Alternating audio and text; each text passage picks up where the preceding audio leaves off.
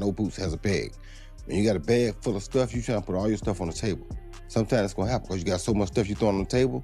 Sometimes it's gonna happen, and that's what Boots was doing. Boxing legend Roy Jones Jr. has boldly declared his absolute confidence by placing a massive wager on Jaron Boots Ennis to completely dominate and destroy Vergil Ortiz Jr. in their highly anticipated matchup. Sometimes it's gonna happen. So when we got so much stuff to go through, that's gonna happen sometimes. And he's one of those guys. He got so much to throw on the table that sometimes stuff gonna happen because he got. If he didn't have that, if he was just I'm gonna do it this way type guy, he could play that safe game and not get it because he got that in him too. He could go in the field of shell and do what he want to do. He slips, he bobs, he does it all. He has great defense when he wants to use it. The boxing legend claims that Boots operates on such a terrifying wavelength that he can systematically dismantle Vergil Ortiz Jr. at absolute will. He beat him in the kind of way he want to beat him. What makes Boots an unprecedented nightmare for Vergil is his relentless blend of explosive punch combinations and calculated aggression. Unlike common fighters who play it safe, Boots takes elite risks that will force Vergil into a dangerous firefight he has never experienced before. And I appreciate Boots because he throws punches and bunches. He throws power shots. He wants to knock you out. He knows how to mix it up. He knows how to change speed on what he want to get you with. This is a different level of boxing. Most of these guys nowadays, they're not doing that. They're just playing safety. They jab, picking and getting out. So, and that's cool, but I appreciate the guy that's willing to go out there and take that risk because that was my style of boxing. So I gotta tell you that I do honestly appreciate that. To show just how difficult Boots will be, Jones points back to a feared, avoided knockout artist who was supposed to test the champion. Instead, Boots put on a defensive masterclass that proves Vergil will find it nearly impossible to land a single clean, meaningful shot on him. The guy he fought from over there in Spain, I don't remember his last name, but that guy was a hell of a puncher too. Never could lay a glove on Boots. Couldn't put a glove on Boots, but he was known as a puncher. A knockout guy that most people had avoided. A lot of these guys in the welterweight division had turned that Stylistic or whatever his name was. A lot of these guys over here turned that guy down. They didn't really want to fight him because he was too big of a risk, but not enough of a name. Boots took him to school. He could not lay a glove on Boots because he was at that. Boots had him senses heightened because that was another level for Boots. So I think when it comes time for Boots to do what he needs to do, he can pick the defense up. It's just a matter of.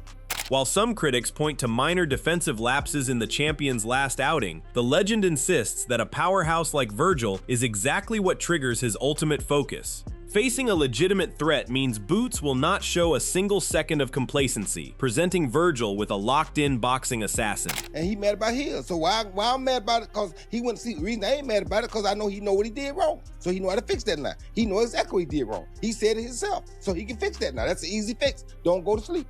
That's the easy fix. I tell you what, put Vergil Ortiz in front of him and watch he don't go to sleep.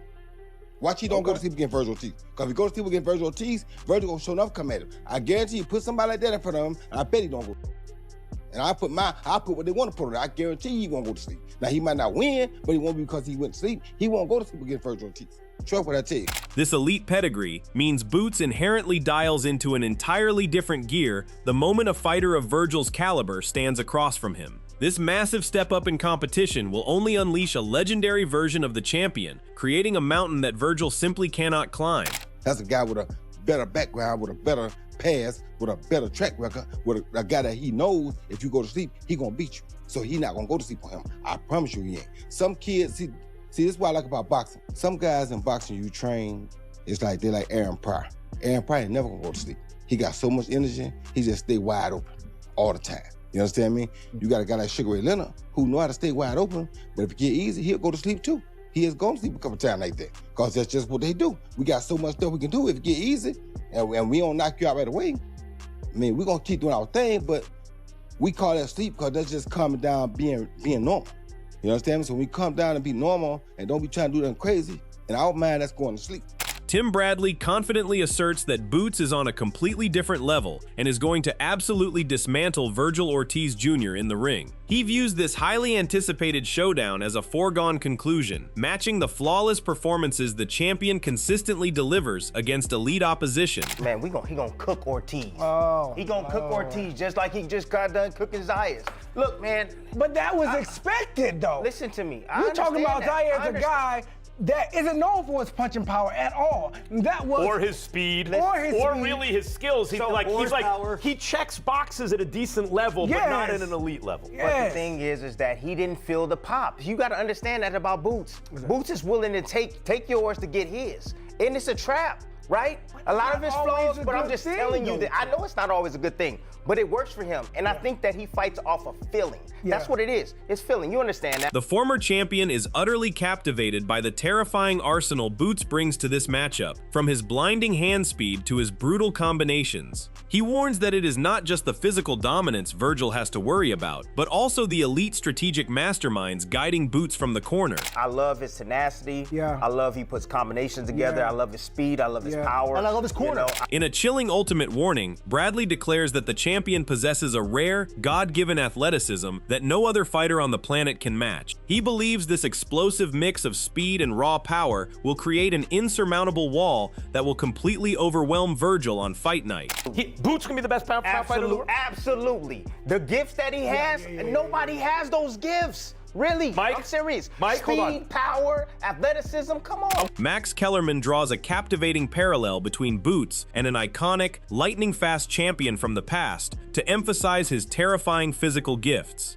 He explains how the young fighter's blinding hand speed and raw desire for war make him an immediate, overwhelming threat to anyone in his path. Boots has the talent. I think here's the best case scenario for Boots. That's gonna be here's the best case scenario for Boots. Boots is like, in a way, to me, a version of Zab Judah in the sense that he is so physically talented. He's faster than everyone. He hits harder than everyone. He wants to smoke. While acknowledging hidden vulnerabilities that could surface in a deep, grueling firefight, the veteran analyst maps out an ultimate ceiling of legendary greatness. He suggests that if Boots can embrace getting hit to deliver his own devastating knockout power, he will easily solidify his place as the absolute best pound-for-pound fighter on Earth. Vulnerabilities underneath the surface level, and you want to know how deep is his bag if the going gets rough against another super fighter, right? But I think the best case scenario, and I'm not saying he's going to be as good as this guy, obviously. If you look at Sugar Ray Robinson, who's the greatest fighter ever, in his prime, he got hit because as athletic as he was an aggressive fighter. Even when he was boxing, he was looking to hurt you. If Boots can be that guy, if Boots can be a guy, well, yeah, he's going to get hit sometimes, but in the end, he knocks everyone out, then he can be the best pound-for-pound fighter in the world one day. Looking closely at the surrounding landscape, Kellerman insists that the entire division consists of mere action fighters who completely pale in comparison to this elite talent. He argues that while other top contenders look human and take devastating losses, Boots stands completely alone as a generational anomaly who operates in an entirely different stratosphere. When you're a tiny division fighter who knows about the competition, really, because it's a smaller pool of fighters, the junior middleweight division, guys, is a great, fun division.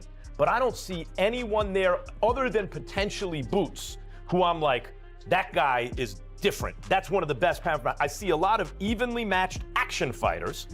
But like Fundura right now is sky high because he beat a very old Keith Thurman. Because before that, he was knocked out flat on his back in his division, same division, by Mendoza. The renowned trainer Breadman analyses the tactical dangers of this matchup, warning that Vergil Ortiz Jr. brings a mean, razor-sharp inside game that demands total concentration. He points out that any brief moments of laziness from the champion could open the door for a relentless challenger who constantly stays defensively sound. Where Vergil Ortiz, he throws short, precise hooks and uppercuts in the pocket. He's twitchy, he's fast, he's mean, and the Boots is kind of like a little lackadaisical sometimes. And Vergil Ortiz keeps his hands up.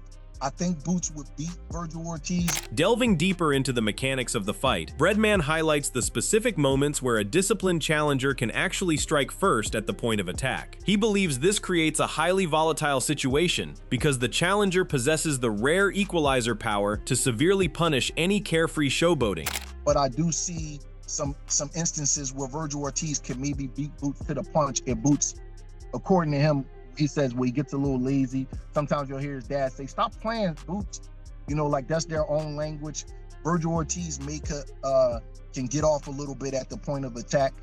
I think that I picked Boots to beat both guys, but I think that Vergil presents, I don't know, more trouble, but a different kind of trouble, because I think he can punch with Boots a little bit. If Boots is getting a little lazy, getting a little carefree, and playing around a little bit. While the expert strategist ultimately favors the champion to adapt and establish a dominant distance behind his reach advantage, he predicts a grueling battle of attrition. He expects the champion's pride will eventually force him to trade on the inside, requiring absolute caution against a lethal puncher throwing short, devastating hooks. I like Boots in the fight, but I definitely think it'll be a shootout. He will have to earn it. I like Boots to use his jab more against Vergil, and I think that fight goes a little bit longer. And I think that Vergil really doesn't have really long arms. He's about, they say he's 5'10", but he's more like about 5'9". Doesn't really have long arms, but he throws some murder hooks and uppercuts, but he keeps his hands up and in. I think Boots will have an advantage with him with being able to jab him. But you know how Boots is. Boots is going to start mixing it up with him at some point and believe that he's the big dog in the fight. He could be, you know what I mean? But we will have to see. I will pick Boots to beat Vergil, but I think he will have to be a little bit more careful with the exchanges. Yeah, but I think he knocked. In a final, spine-chilling projection, the veteran coach envisions nothing less than a catastrophic, all-out war between two prime combination punchers who harbor bad intentions. He paints a dark picture of a brutal classic, guaranteeing that both warriors will enter a chaotic firing line where someone is bound to get seriously hurt. And I think Ortiz and Boots is just an absolute war also. I think it's a war. I think it's just going to be just two mean combination punching in their 20s, just mean dudes. Whatever fight we could think of, Tito Vargas, but maybe a little bit, you know, more two-way action. You know what I mean? I think it's a brutal kind of fight. I really honestly do. I think somebody's going to get hurt that fight. Greg Hackett points out that the champion often adjusts his intensity based on the caliber of his opponent, leaving an air of unpredictable danger around this clash. He warns that if Vergil Ortiz Jr. ever gets the chance to hurt the champion, his ultra-tight, devastating punches could create an entirely different and potentially explosive outcome. That's the thing, I don't know, because I feel like you get different versions of Boots depending on who he's fighting. But I'm not gonna lie, if Vergil might have been able to do a little more if he got Boots buzz like that. You know what I mean? Because he throw a tighter shot. You know what I'm saying? But I don't know, because we gotta wait and see. That's some we gotta see. You know what I mean? Gary Antoine Russell highlights the champion's freakish, God-given athleticism and profound versatility as the ultimate weapons to overcome any minor defensive vulnerabilities. He notes that while opponents come determined to exploit open gaps, the champion's rare elite talents will allow him to completely neutralize the threat on fight night. One thing about Boots is that he's versatile. He is very versatile. Now, yeah, you probably have kinks in his armor still, because before the fight even happened, I posted a video. I said, man, look, I'm going with Boots. Xander, he's a tough contender. He's strong. He's eager. He's not going to deviate from the game plan. But Boots, he just freakishly good when it comes to his God-given talent, athleticism, and stuff like that. That's what's going to win him over the fight. But he got to not get hit with a hook. That's what he got hurt with. I saw it. Based off of the styles. Now, when you talk about styles and the kinks that's in each of us armor, Boots, I feel like being matched up against Ortiz, that hook is not going to catch him. Evaluating the challenger's heavy-handed approach, Russell explains that a disciplined yet fundamentally predictable style will leave him far too slow and flat-footed against a dynamic puzzle. He warns that the champion is already fixing his previous tactical mistakes, ensuring that Vergil Ortiz Jr. will walk directly into a completely flawless and unstoppable trap. Now, granted, Ortiz got pop in both hands. Stylistic-wise, I feel like he has a good style. He has a typical style, to be honest. You know, but just like Xander, he's obedient. He's not going to deviate and try to do nothing flashy for the crowd. He's going to go there and get the job done. But I feel like he would be too flat-footed for Boots. He would be too slow of a pace for Boots. Boots, at this point, he's going to go look back at this fight with him and Xander and see where he went wrong.